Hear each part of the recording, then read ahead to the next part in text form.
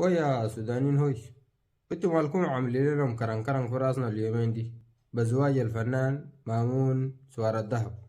مرة سمح وهجين وما بيستاهلها، وشنو ما عارف شغل كده حسد بس. هو في راجل عنده شنو؟ الراجل ما عنده شنو هوي.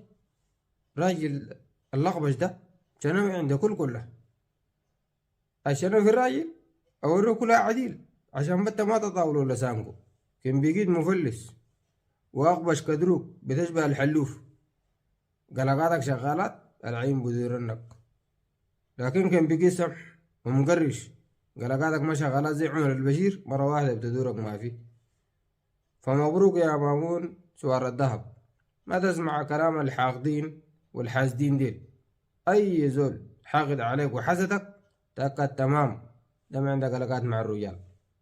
إنت كم عندك علاقات المرة دي ما بتدورك، لأنه كتار عندهم المال وسمحين شايفين رقبتهم سمحين، لكن علاقات زي الرجال ما عندهم، قاعدين عزابة كر هوانات. مبروك لك، ما تشتغل بكلام الهوانات العيف ديل. إنت سمح ومرتك سمحة، الله يحفظكم من عين الحاقدين والحسودين، والله يدوكوا العيال ويدوكوا المال وارمي قدام بس ما تلفت كلها. واي واحد زعلان احشي شتى تنقابه في بعارك او امشي الصين خليه يركب لك قلقات مع الرجال هوانات.